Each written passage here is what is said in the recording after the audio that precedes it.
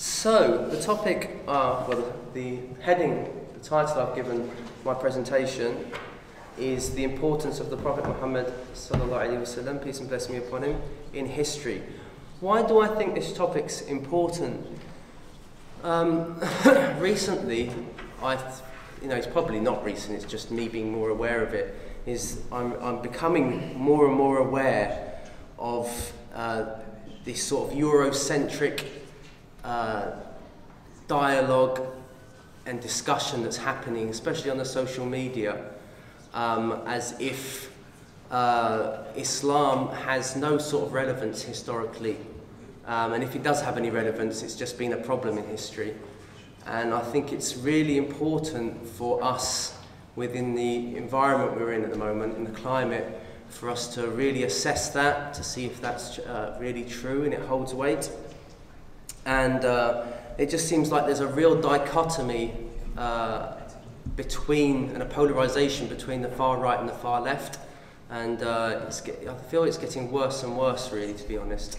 So, and Islam's sort of caught in the middle of it is that sometimes, the far left use Islam as a sort of tool, and sometimes the far right use it, and sometimes that they use their arguments to pose and suggest that Islam has no sort of position in the modern world. And I think that's very dangerous, because what ends up happening is you demonize a large group of people who are very diverse. This is the other thing, this sort of language like people like Sam Harris and these characters are using is very divisive and dangerous, because when you demonize a people and you try to convince them that they need to give up on their traditions and give up on their culture, you don't usually inspire them to do much. Rather, you make them very, very angry and very, very insecure. And so I think at the moment in our current environment, it's really important we highlight, well, hang on a minute. And there's this sort of, when I listen to these sorts of guys online, they're always speaking about like a Judeo-Christian Western civilization, as if Islam's completely irrelevant to that conversation. And that's just historically incorrect. I think it's really important that people appreciate what Islam has brought historically. And there's this really interesting quote that I was listening just yesterday to, where they were critiquing this. There was this podcast online where they were critiquing Sam Harris really for some of his comments he was saying. He says, if you don't historicize and economize things, you're in a fantasy universe that leads to everything being historical quotes, which you can use to forward destructive and dangerous policy. And in this environment where we have issues of human rights and immigration and foreign policy, just dipping and diving into quotes about that are said in history is very, very dangerous. I mean, you probably experience that in your own life if you're dealing with someone just saying, you said this and you said that, and you're saying, hang on a minute, you're taking me completely out of context, and it's so easy to do that. And so it's really important that whenever we're discussing a topic, we have to contextualize it historically, we have to contextualize the circumstances people in, and at the same time we have to, when people are critiquing, I've become convinced that it's very, very difficult for anyone, I think, to not have a bias towards the information they're using. It's impossible. Everyone has an idea that they want to push, regardless if it's a positive idea or a negative idea, and you naturally incline towards information that's going to support your argument. But when people have got devious intentions and dangerous intentions, even if they might think they're sincere in what they're doing, but it can be quite destructive and harmful towards the life of others, you've got to be really careful and pick up, like, well, hang on a minute, where's this person going with this? And the world of ideas is a very dangerous thing, because it's got to be grounded in reality. And a lot of this sort of discussions that are going on aren't really grounding in reality. And so first and foremost is that people historically, I love Thomas Carlyle is a very interesting character. He's like a Scottish philosopher. I think he was late 1800s, early 1900s, if my memory serves me correct. Usually Muslims quote this paragraph because they really like it. But he had this selection of essays. They were actually lectures that he gave on heroes, hero worship and the heroic in history. And he selected the Prophet Muhammad, peace and blessings be upon him, as one of them. And he says, the lies which well-meaning zeal has heaped around this man are disgraceful to ourselves alone. A great number of God's creatures believe in Muhammad's words at this hour than any other word whatever. Are we to suppose that it was a miserable piece of spiritual legerdemain, which so many creatures of the Almighty have lived by and died by? I, for my part, cannot form any such supposition. I will believe most things sooner than that. One would be entirely at loss what to think of the world at all if quackery so grew and was sanctioned here. And that's very relevant to our discourse today. It's like, what on earth's going on? I remember a friend of mine, he became Muslim, and he was speaking to his father, who was he grew up as a hippie in California. And he was a bit concerned about his son becoming Muslim. And his son, when he was engaging with him in discussion, he wasn't convinced. And then they decided once to go to Turkey on a holiday, and his father visited the Blue Mosque. And he walked into the Blue Mosque and he went, now I get it. And that's what's really important. You have to look at historically of what has a civilization left behind, because evilness and destruction does not leave beauty. And when you look at Islamic civilization across the world, it's produced quite a lot of beauty. I recently was with Monty Don on Paradise. I don't know if anyone saw the Paradise Gardens documentary. It's like a 2-part series on BBC iPlayer it was on. You can get it on YouTube, so just put Monty Don Paradise Gardens, and he goes around Muslim gardens around the world, and he finished off in Bradford, of all places, so we've got some Hawthorne gardens there. So he interviews me there, and it just demonstrated the obsession that Muslims had historically with gardens and the focus they had on producing beauty. And so it's really important that we contextualise what we're talking about and what we see historically of the contributions that Islam has offered. And that's why I think that world history is so important. Studying world history. I didn't appreciate history until I started focusing a bit more on world history, i.e. contextualising things. You know, when you study history at school, you just dip and dive into certain epochs in time, don't you? And you think, my God, why is this relevant? I'm studying, you know, we never studied any English history when we were at school. And we did American history, we did Irish history, and so forth. And I thought, what is that? Where's all this fit in? And when you study world history and you see how the history is developed, you really realise Islam's place. And so we've got this quote. This is a book that I was reading recently called World History, The Basics by Peter N. Stearns. And he divides history into, we've got the classical period, which if my memory serves me correct is like 500 BC up to about 500 AD, if my memory serves me correct, which is looking at the world's empires, really. You know, the Chinese Empire, the Indian empires, the civilization, and Greek civilization, and Roman civilization, and the Persian civilization. And that's really the classical period, they call. But what's really interesting is, then we have the next period, which is called post-classical. And post-classical is like from 500 AD up into about 1450 AD. And this is what really is important when understanding Islamic history, because this is when the Prophet Muhammad, peace and blessings be upon him, came about, which he was born in 570 AD. And so what he says here, Peter Stearns, as you can see here, during the post-classical centuries, there was a great interest in other worldly pursuits after the political and economical troubles of the late classical period. This is a period now where there's a real lull in the great empires that we know in history, and they were just dying. And there was a sudden shift in world history. And he says, at this time, so we're talking 500 AD to 1450, hundreds of thousands of people converted, usually from some form of polytheism to one of the world religions. And I'm paraphrasing a little, I've played around with the words a little bit. the order, that's all. Where it says Christianity, Buddhism and Islam, which is very interesting, these three religions, because these are the three religions that were quite different from Judaism and Hinduism, because Judaism and Hinduism was very ethnocentric. It was very group-centric.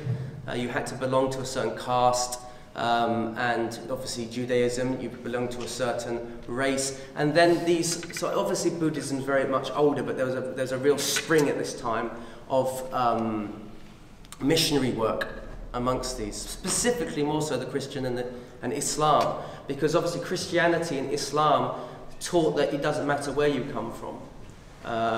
You are able to access God, and you are able to be one of his chosen people, regardless of your background. And so this had a profound impact on the world at this time.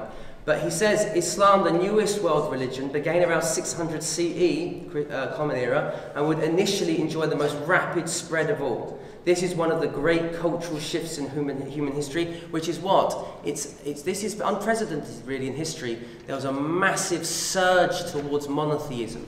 Before really Christianity and Islam, there was not, most civilizations, most peoples were polytheistic. They worshipped idols and different gods.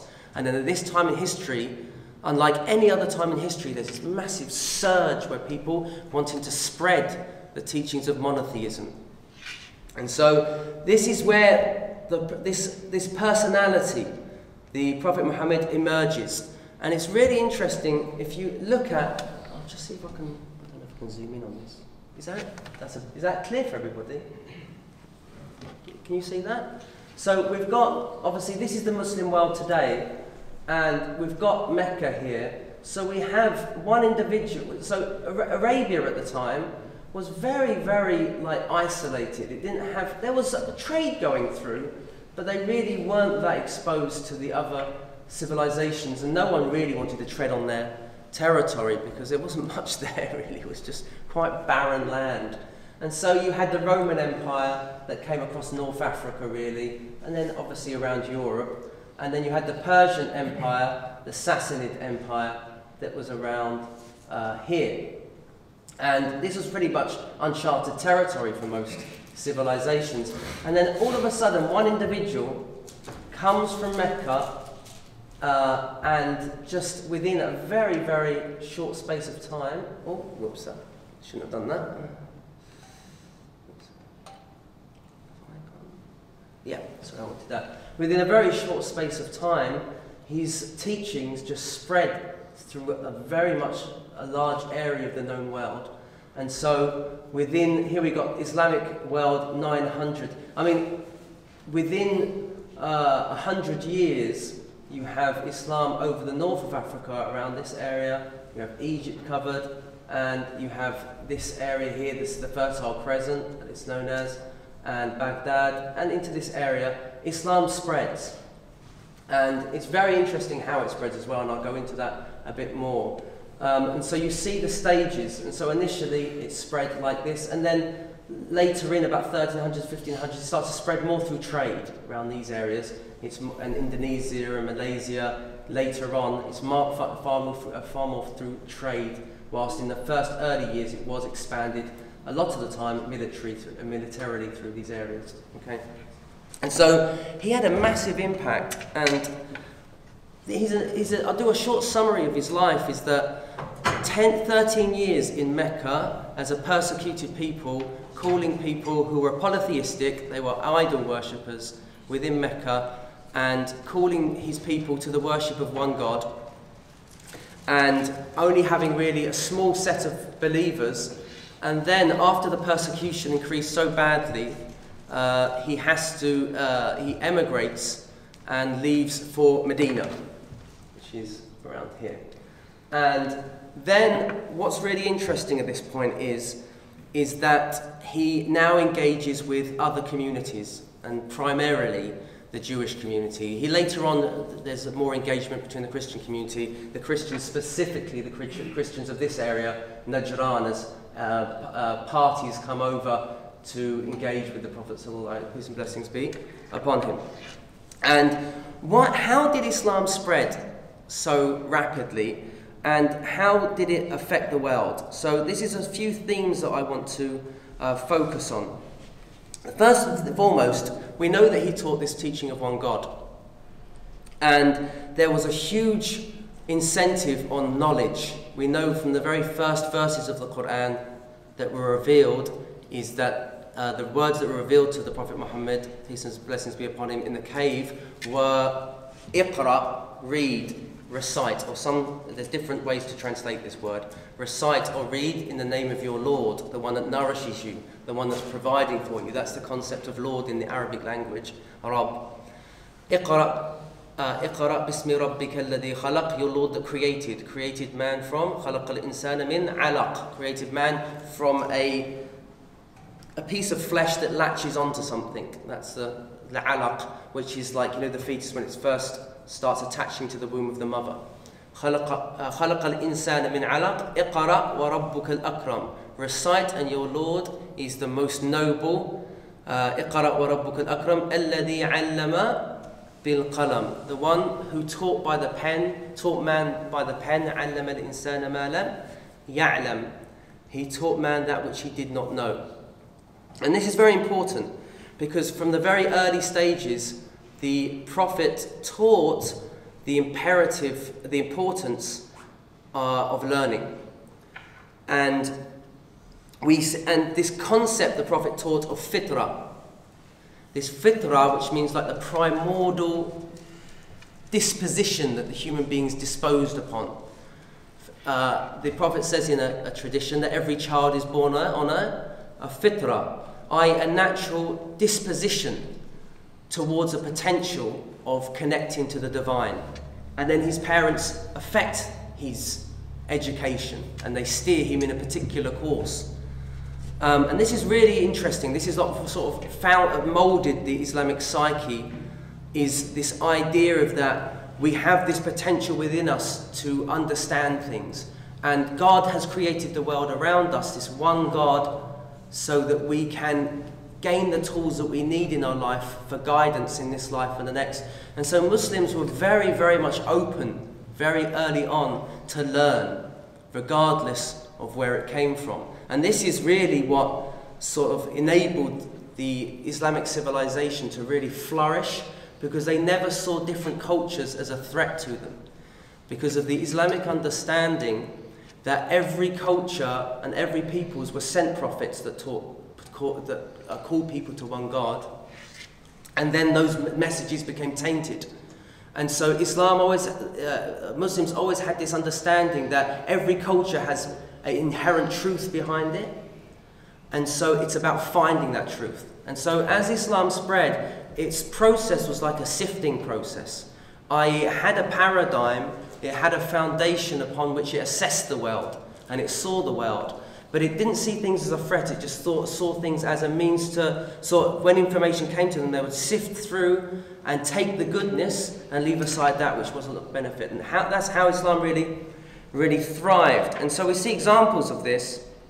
We have a saying of the Prophet, peace and blessings be upon him, that wisdom is the lost possession of the believer. Wherever he finds it, he picks him up. So he's open to, and he's curious about what he sees before him, and he sees God speaking to him through these things, and so he doesn't feel threatened, and he doesn't feel that these things are alien to him. Rather, he sees a wisdom and a knowledge behind these things. And so we see the Prophet, peace and blessings be upon him, very early on. We have some very interesting examples of this. Is when the Muslims first came to Medina, the Prophet found some of the Medinan community, when they were relieving themselves after going to the bathroom, they would use water. And the Meccan society, this was not a norm.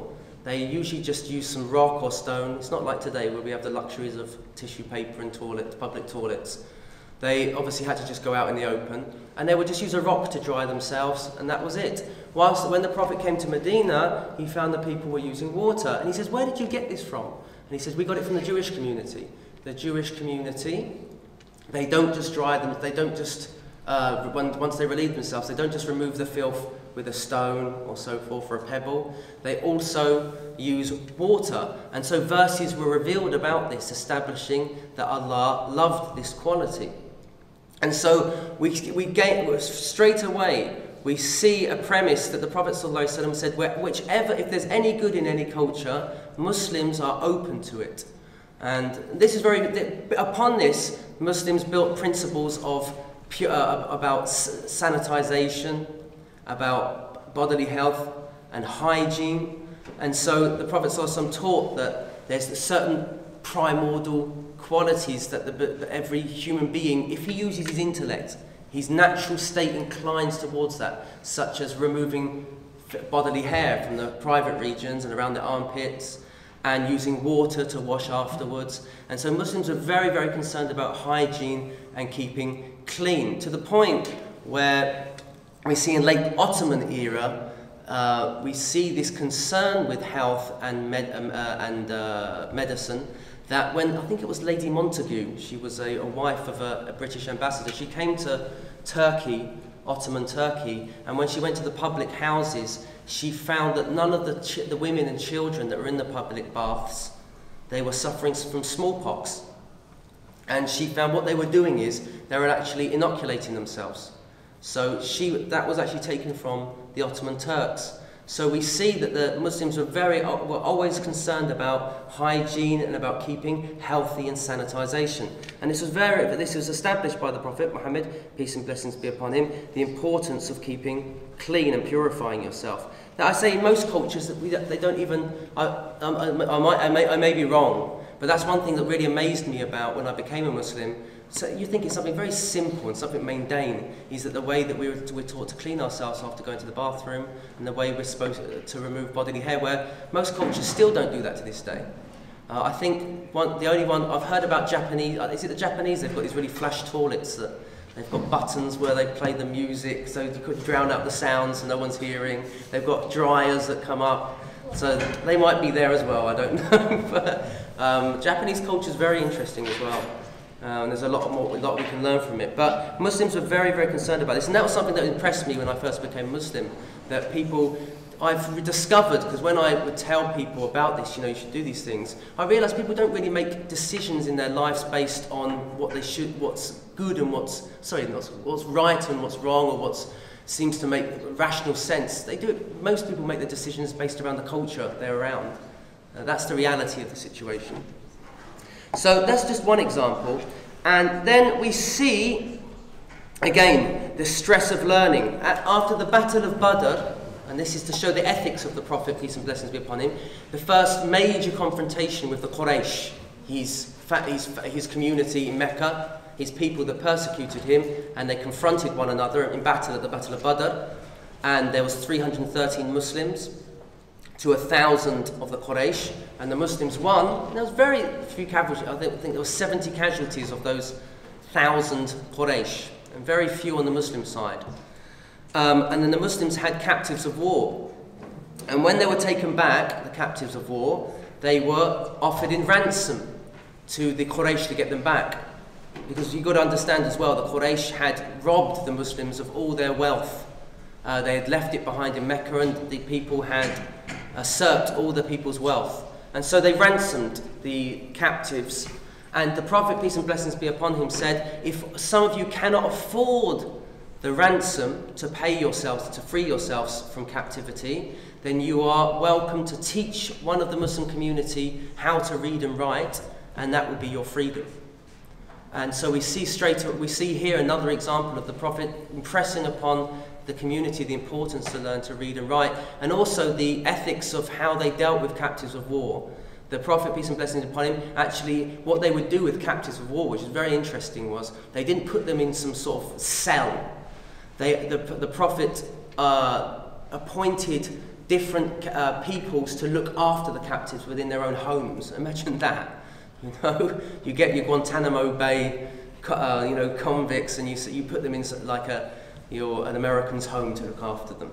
That's basically what they did. And the Prophet said to look after them and make sure you feed them And the actual people were so shocked because they were giving their captives of war better food than they were eating themselves. They were preferring their food, the bread and so forth for the people. And then we see with the interaction with the Jews of Medina, the Prophet wished his people to learn the Hebrew so they could converse with the Jews, and he encouraged Zayd ibn Thabit. Zayd ibn Thabit was a young man from Medina, and he was very intelligent and sharp. And can I get some water? Is there any more water there, please? And he learned Hebrew in a very short space of time to engage with the Jews. We see other examples. Another famous example is the Battle of the Trench. The Battle of the Trench, when the Quraysh, with all their confederates, their allies, surrounded Medina.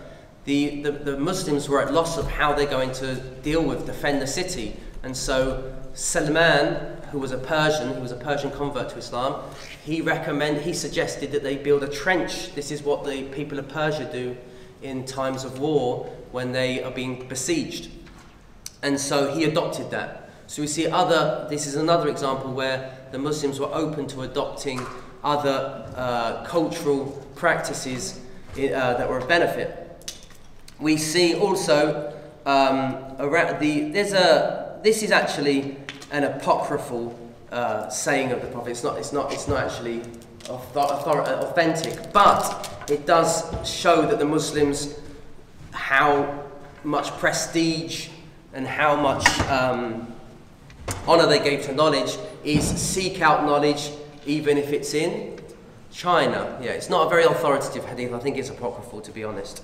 But it does show, the fact that it was being circulated does show that Muslims were very concerned about learning no matter where it comes from. And so we see examples of this. So in the Abbasid period, we've now got Muslims that have the Abbasid Empire was probably around up to here and then across here. And the Muslims now have come from a sort of nomadic Bedouin culture, and now they're in the very seat of world culture, where they're exposed to the cultures of the Persian Empire and of the Byzantine heritage as well. And they're having to really deal with Greek philosophy, Hellenistic thought, and it's really challenging, and it's really amazing how the Muslims sort of integrated those two cultures and developed their own theology, around these to combat these challenges that they had when they were conversing. Because you've got to appreciate, at that period, you've got conversions en masse to the religion, and these people are coming from different cultures with very different concepts about God, very different understandings about religion. And so the Muslim community were very challenged by this. And then also the Muslims were debating with Jewish rabbis and Christian clergy, and they were having to deal with these challenges, these sophisticated arguments that many of them brought.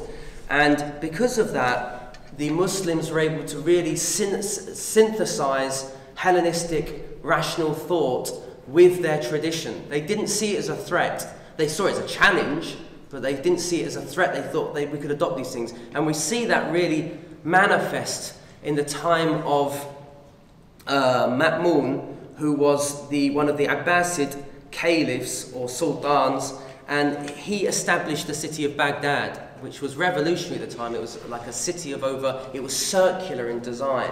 It's very unique, the structure of the city. And it was over 1 million people living there. And Ma'mun, we're talking his reign was 813 to 833 Common Era. And he promoted science and rationalism to such an extent that he would if anyone would bring a book from a different language that was based around science or philosophy or medicine, he would award them the weight of the book in gold if they could translate it into Arabic. And so what the Islamic sort of empire, if you call it, will manage to do, it managed to make contact with all these different civilizations and it being very central to sort of create this intellectual movement that enabled to bring all these different cultural ideas together in order to develop science and to develop philosophy. And they really encouraged this. And so we see so many different developments. They never saw religion and science as contradictory. They saw them as they harmonize one another, because from an Islamic point of view, they see that the laws of nature, or the habits of nature, as Rupert Sheldrake likes to call them, that they represent God's, the way that God interacts with his world. And so they were never challenged. And we see within the Quranic narrative as well, this idea that you're supposed to ponder upon nature. You're supposed to reflect upon it, and it points towards God. So they never saw it as a threat. And so we have one of really, I mean, there's many examples, obviously, of the scientific and developments and philosophical developments at that time. The real golden era in Islam at this point is around 800, so from 700 CE up until about 10, 11th century, and then there's a real lull at that point with the Crusades and the Mongol invasions, and with the Seljuk sort of Turkish, these principalities started to establish themselves. That was a real lull. But before that, there was a real boom in this. And the one example of that is Ibn Musa, and I might not get his name right because it's Persian, is Khwarizmi. He was 778 to 850. He was the one that took the Indian concept of the zero, and he used it to place there where there was no number, where no number appeared, in order to invent algebra. And from this we get, obviously in Arabic, the word zero is sifr, and this is where we get the word cipher from, to decipher something. Because by his developments in this field enabled people like Descartes and Newton to develop their concepts of calculus and so forth. And so where things were able to really, they were to take on these concepts in the European Enlightenment and develop them. And this is where we get the word algorithm as well. Algorithm is actually what's the word? It's like a mutation of his name. And what's really interesting is the Europeans saw the zero as a symbol of Satan at this time. And this is really interesting to look at this. Europe at that time was very, very much isolated from all these developments. And it saw that anything that was alien to their culture was to be marginalized and demonized. They saw it as a threat to their culture. And they saw that any number that didn't have any significance, they didn't see it significant, must be from the devil. And they outlawed the Arabic numbers. And so we see when a culture feels threatened by an outside civilization, it always becomes very insular and doesn't wish to adopt any of these things and sees them as a threat. The irony now is with our Muslim community, we very much sometimes fall into this danger, is that we see different cultures and we see different ideas as if we can't rubber stamp it with an Islamic stamp, it can't be halal, it can't be permissible. And this is really when a civilization really becomes stunted, and it really loses its veracity, its vitality. And that's really what happened in the Muslim world. You always see when the Muslim world sort of became, it no longer was able to develop, it was because it was in a point of history where it really was being challenged by the outside world, and it ends up becoming reactionary. And that's what happened. We see also in Andalusian Spain this concept of the importance of knowledge, where the Muslims went there, and in Cordoba, around 800, 900s, in Cordoba you've got over 600 libraries just in Cordoba, and where in one library you have 400,000 books. And then you have notables such as Ibn Sina, Avicenna. You have, he wasn't Andalusian, he was Persian, but his ideas were very much propagated by Ibn Rushd, who is, Averroes is Ibn Rushd, isn't he, in European? And Ibn Sina is Avicenna, isn't it? Yeah. And then these ideas really impacted Europe. And why do you think that where it says the post-classical period, which is really where Islam blossomed, was from 600 really, to be honest, 600 to 1450. But what's happening after 1450? You've got European Enlightenment. So we see that Islam was really the bridge between the classical period to European Enlightenment. And these ideas came through Spain mainly, when the Europeans were able to take over Spain again. And people such as the two most prominent religious thinkers of the Jewish and Christian world at that time, you've got Thomas of Aquinas and you've got Maimonides. Well, Thomas of Aquinas was influenced heavily by Averroes and Avicenna. And Maimonides, they think he was a student of Ibn Rushd. And he wrote a book, Maimonides, that sort of presented the orthodox Judaic beliefs, which was called the Guide for the Perplexed, which is a complete copy of Imam Ghazali's book, Al-Munqidh min al-Dalala, which is Deliverance from Error. It's a complete translation from it.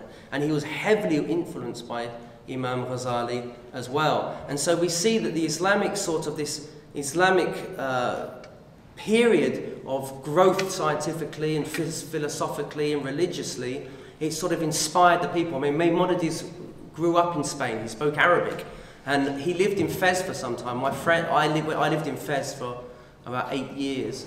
And my friend actually lived in Maimonides' house. He said, I remember as a young boy, he was an old man, where the Jews of Fez, because they had a strong Jewish community there, they would come every Saturday, and I as a young boy would sit on the shoulders of this Jewish man and light a candle for them in a little enclave for them every Saturday to commemorate Maimonides. And then Maimonides actually became the physician for Salahuddin Ayyubi, Saladin. And so we see that Islam really just encouraged cultures to come together in order to develop these areas of science and philosophy. And this is based within the teachings of the Prophet ﷺ, where he encouraged communities to work together. We see when the Prophet, peace and blessings be upon him, came to Medina, he signed the treaty with the Jews, whereby they support one another and they stand by one another. And the Prophet had a very interesting saying where he said, relate from the Jews and Christians with their haraj, without any sort of qualms about it. But he also said in another hadith, if it comes from the biblical sources, and we don't just mean biblical sources from the Christian and Jewish traditions, because they have traditions beyond the biblical sources, obviously. He said, don't disbelieve it, but don't deny it either. So Islamic scholars did, where Islam was silent on many, many things within its tradition, it had no qualms accessing Jewish and Christian tradition to gain some clarity, as long as it didn't contradict with principles of the faith. So, for example, the names of Joseph's brothers, that's not mentioned in any Islamic tradition, but we see it's obviously mentioned in the Bible. And so the Muslims would just accept these things. They didn't have any qualms with it, and these weren't ideas that had to be, we had to believe in 100%. It's just something that complements. And so Muslims had no issue with taking on board these ideas, as long as it didn't contradict with the principles of the religion, such as, obviously, within the Islamic tradition, believing that that the prophets throughout time were protected from error, and so and thus forth, similar issues that relate to that they wouldn't accept those. But anything that didn't contradict the actual principles of religion, they had no qualms. And we even have an example where the Prophet ﷺ, he would encourage the teaching of women. We see Aisha radiallahu anha, may God be pleased with her, he's the Prophet's wife. She was one of the most prolific scholars amongst the Muslim community. She narrated over 2,210 sayings hadith of the Prophet, peace and blessings be upon him, and after he passed away, she was an authority. Men would come and study with her, and she was a very strong-minded woman, to the point where if she didn't agree with something, she made a stance, and we see that she even made a political stance when she disagreed with Ali, his position regarding the perpetrators who killed Uthman, may Allah be pleased with them. She took a stance whereby it nearly went to, well, it did go to combat, and where the two armies faced one another. And we see examples of this within Islamic history. I mean, Sheikh Akram Nadawi, he's now translated into English. I think there's a translation of his book on Muslim female scholars in Islam. And I think he's just translated the first volume. It's actually something like about 10 volumes, I think. That throughout history, we have a vast number of female scholars, which was unprecedented when you look at other civilizations at their time.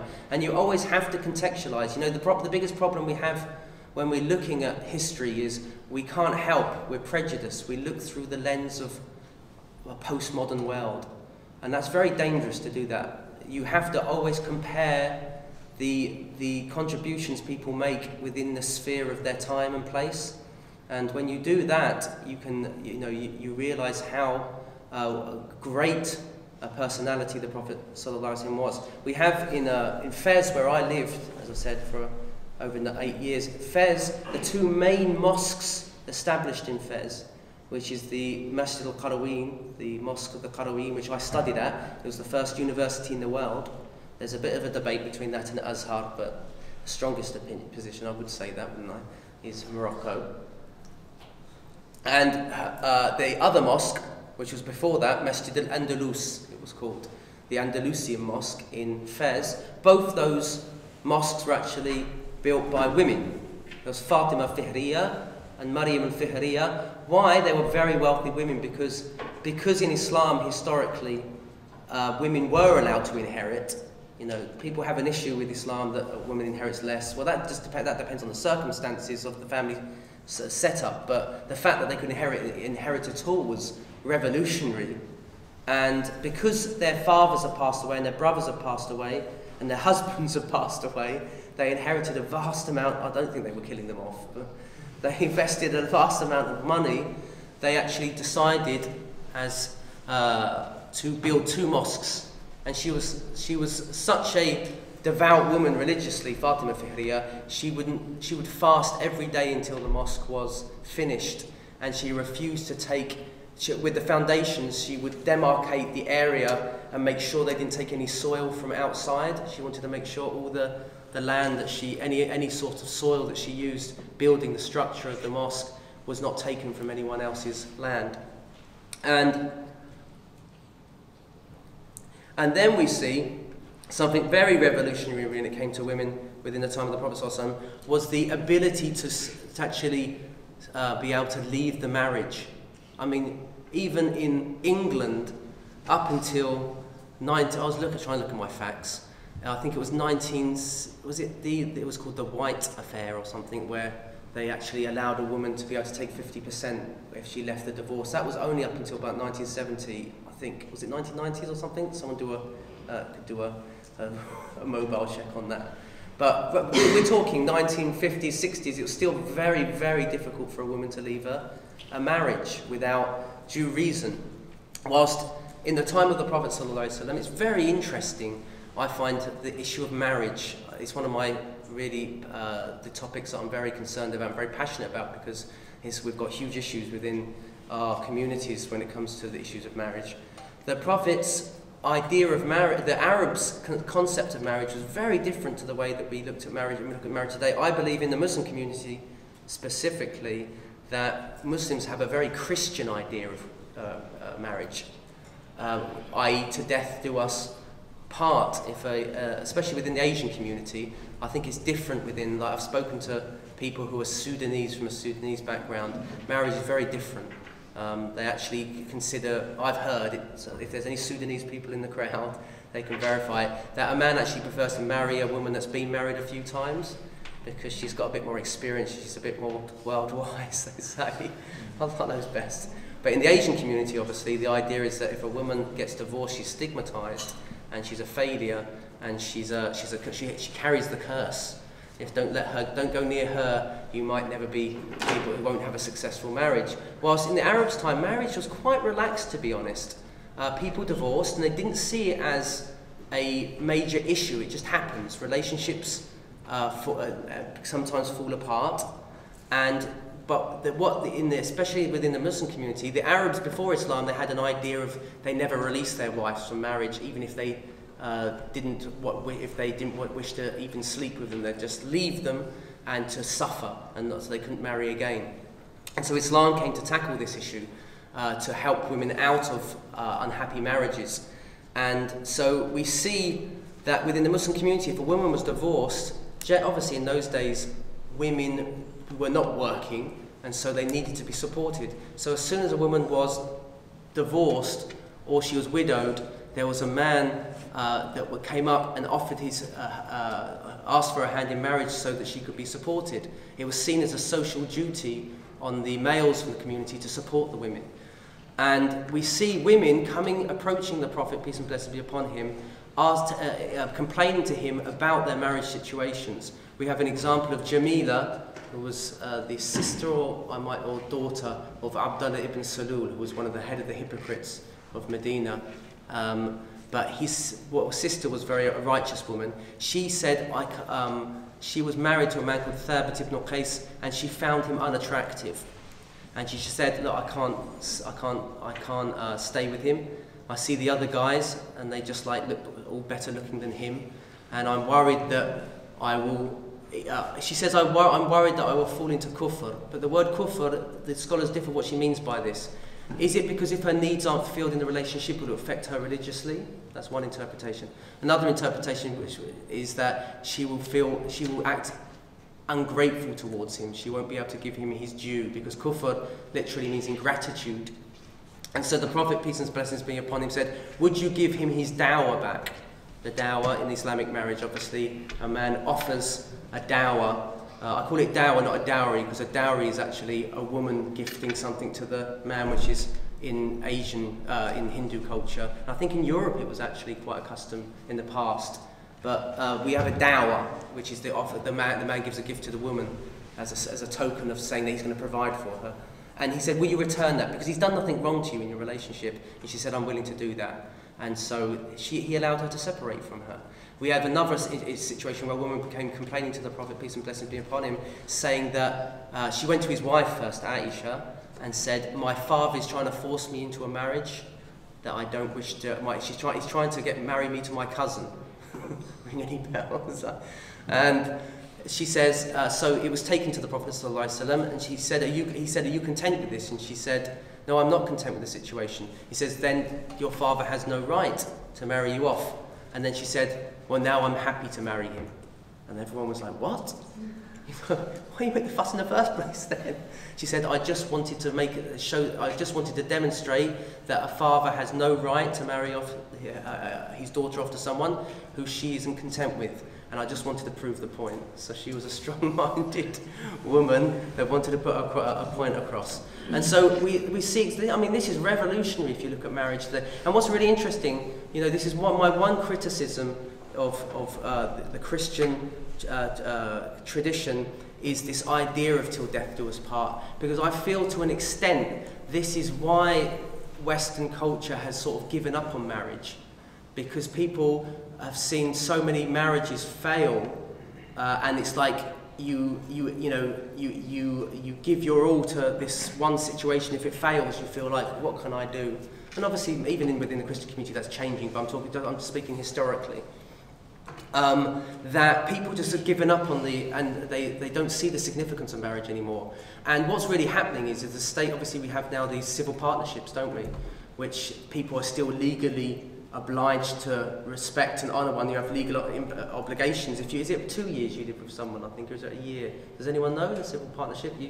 If you live with someone for a specific amount of time, they do have, and there's a divorce, they can get, I don't know if the right word's compensation, but That's really, if you think about it, it's similar to the Islamic model really, except that obviously you have to commit to it from the first day. But the idea is that marriage doesn't mean you're a failure if you go through divorce. And the idea in an ideal Islamic community, Muslim community, is that it's just a relationship. It didn't work out, and you've learned from it, and you will meet someone else, and you can take those learnings, and eventually you will find someone that you are compatible with and suitable with. And it's really interesting that Karen Thomas Woodward, I think her name is, she wrote a book called Conscious Uncoupling, and talking about how people deal with divorce. And she quotes the Quran in one of her chapters. I was really shocked.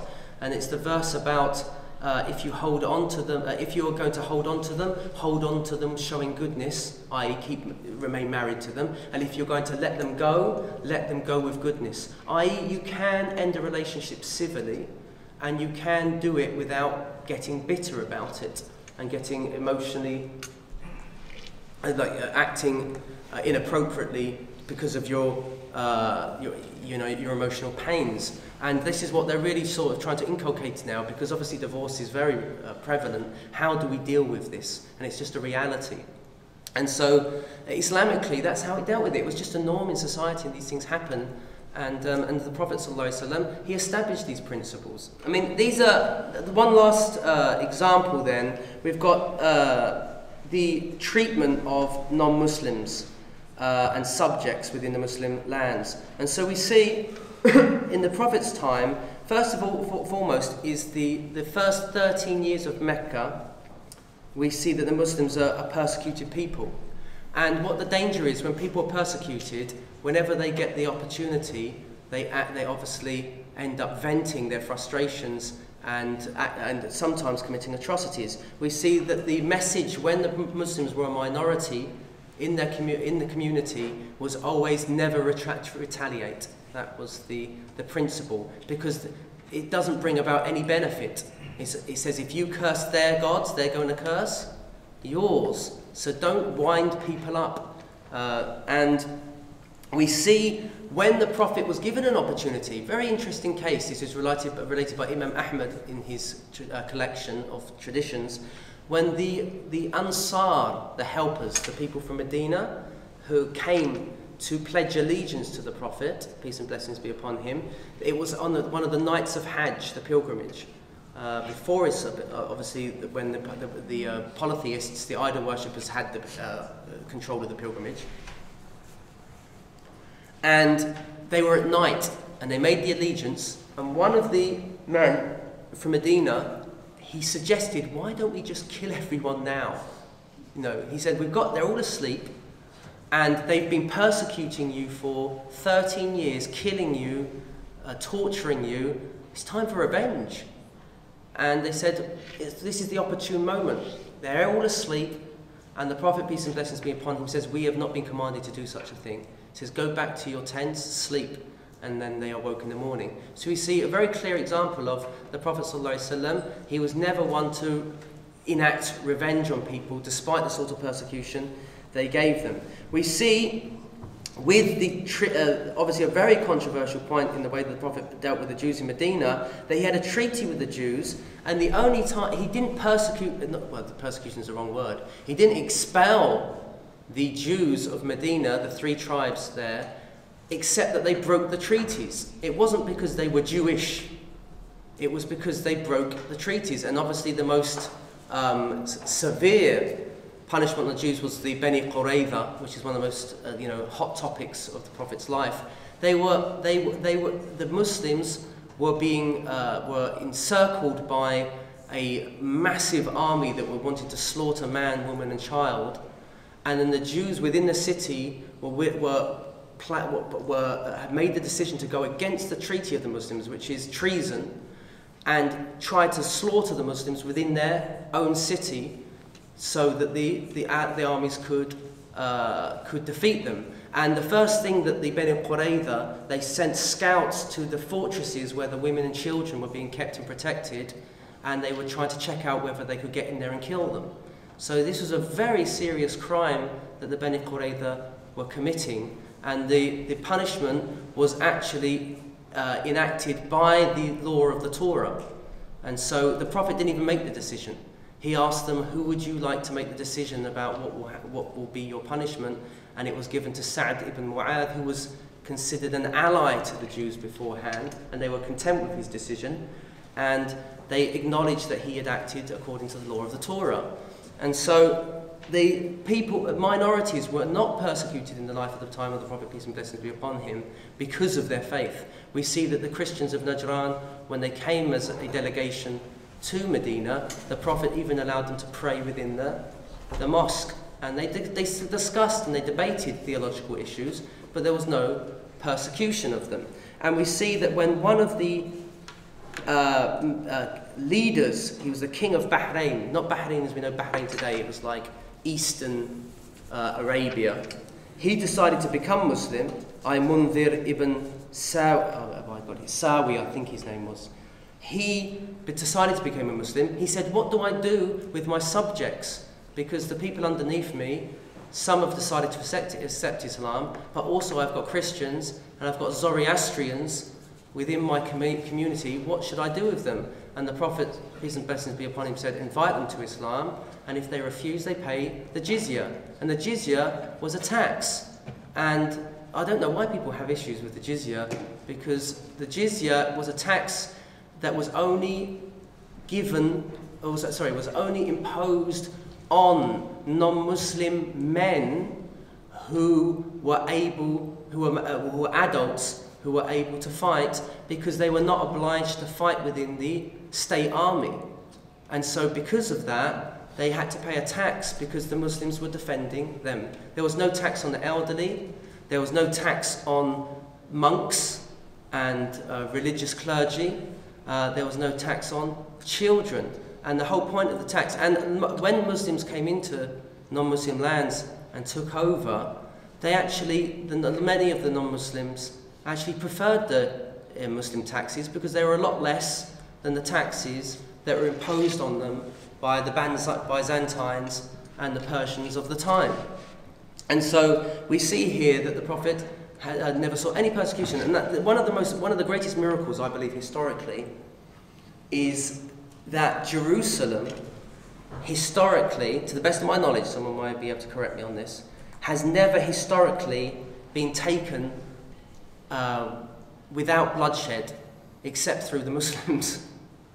Like initially, we had the Romans that persecuted the Jews, and the Jews were eventually allied with the Sassanid Empire. This is pre-Islam. And when the Sassanid Empire defeated the Byzantine Empire at the time, the Jews were able to take Jerusalem again, and they persecuted the Christians. And the Christians actually persecuted one another. You had the Western churches persecuting the other different denominations within the Christian church. It was only when Umar, in 637, was actually entered Jerusalem, and he was invited by, obviously the Muslims had taken Jerusalem, but the Christians, the people of Jerusalem at the time, refused to allow them to enter until their leader came. And it was Umar that came, a very famous story where he came just with him and his freed slave on a camel, and they were invited by Sophronius, the bishop of Jerusalem at the time, to visit the city, and he was invited in. It wasn't taken by bloodshed. And then we see that the same thing with Salah ad-Din. Salah ad-Din, when he allowed the Christians. And what's interesting is the Christians of Jerusalem at that time made a condition on the Muslims that they would allow you to take it as long as you didn't let the Jews back in. And that was the one thing that they didn't actually keep a treaty to. Umar allowed a number of Jews back into Jerusalem. And they protected the Christian minorities that were persecuted by the Byzantine Empire at the time. And we see this throughout history. One of the biggest dilemmas that the Ottoman Empire had, it had so many different cultures and so many different religions within its empire that nationalism threatened. I mean, the Ottoman Empire had no answer to nationalism, because it really threatened it from its root, because it was like, we've got all these different nations underneath us. If we turn to nationalism, how are we going to deal with all our subjects? because the Islamic idea was that each religious community deals with itself autonomously on a whole, and they were allowed to have their own languages, they were allowed to have their own cultures, and they were left, generally they were left to themselves to lead themselves. And so when nationalism came, and it was all about language and identity, they said, how do we... So the only thing they could come up with was trying to appeal to people to an Ottoman sort of identity, and it never worked. And so the Muslims, under Abd al-Hamid II, one of the last caliphs, he had the idea of pan-Islamism. That was the first time that really came about, where an Islamic identity, but they were forced to do that because now they had all these, with the Europeans sort of goading on the Christians within the Ottoman Empire, and giving them sort of capitulations in order, and they were getting tax, they were able to buy and sell, while the Muslims were now actually losing out economically. There was a real problem and an issue on their hands, and that was where things really went haywire within the Ottoman Empire. So these are just I'll give one more example. The other example is the issue, which is obviously very controversial, is slavery. The Prophet had a very, very interesting approach to dealing with slavery. We have to appreciate historically that slavery was a matter of fact.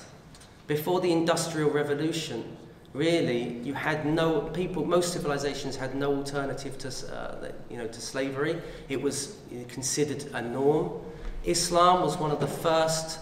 There are suggestions that Zoroastrians, they had a concept of good treatment to slaves. God knows best, I don't know.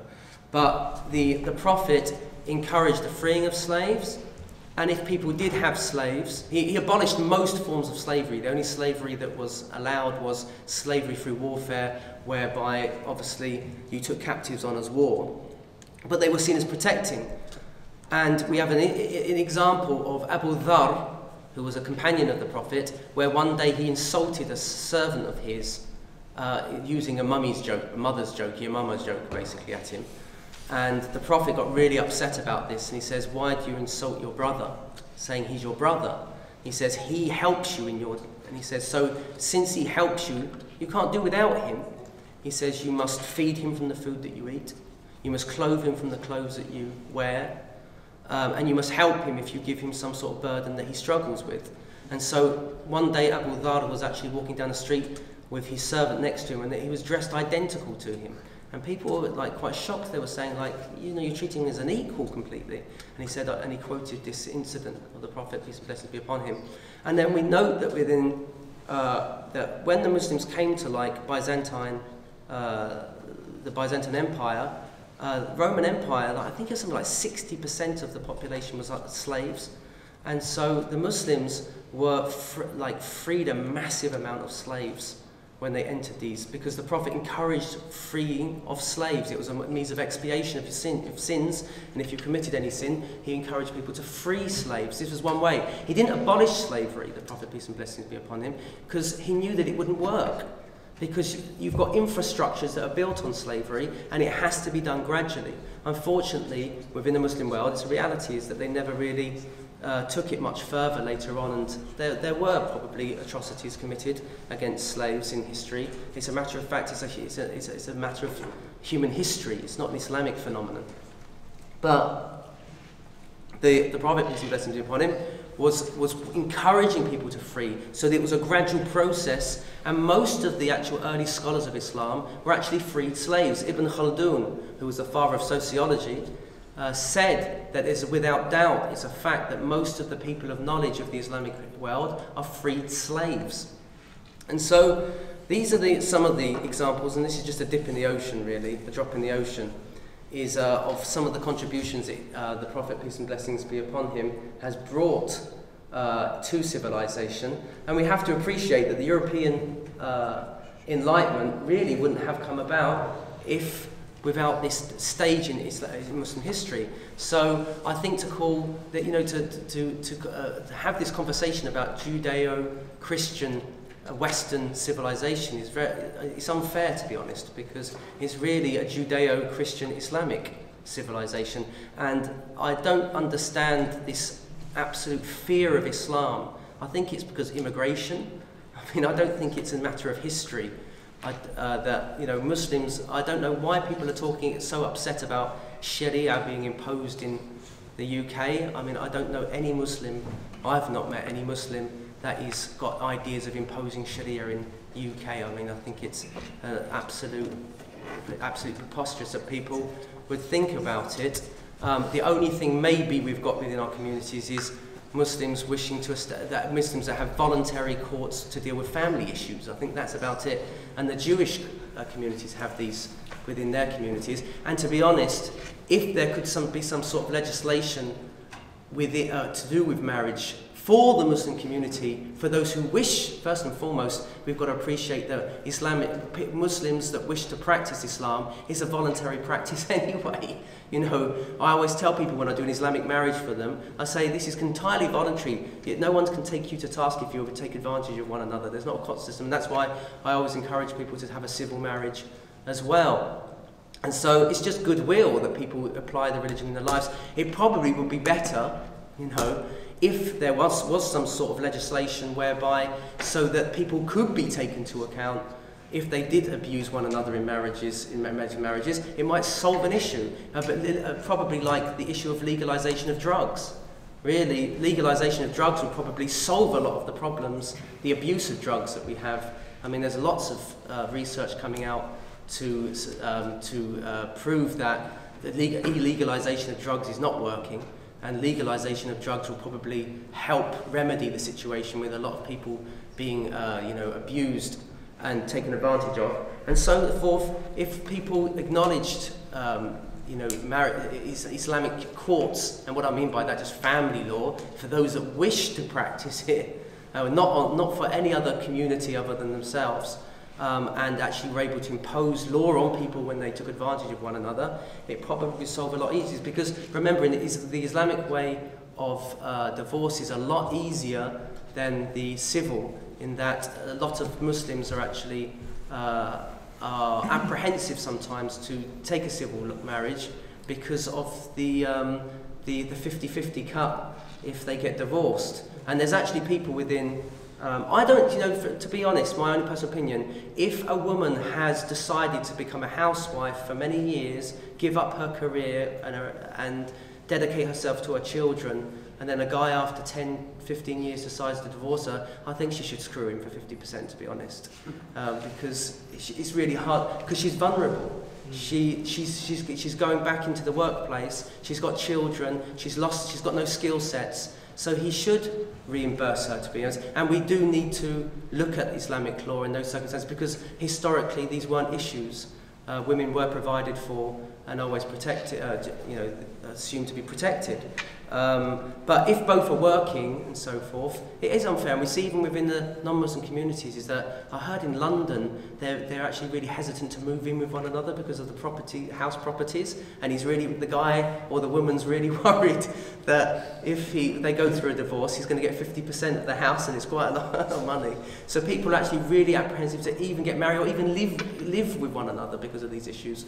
And so it's interesting what Islam has to offer in terms of those sorts of issues. But in no way I don't know any Muslims that wish to impose Sharia or impose any kind of Islamic law on the wider community. I think it's just a means to sort of demonize the community, because people are so worried about immigration, and people are so worried about their identity as what is the idea of British identity today, and they're worried that it's that the white pool is going to be polluted, per se. I think that's a worry for Europe.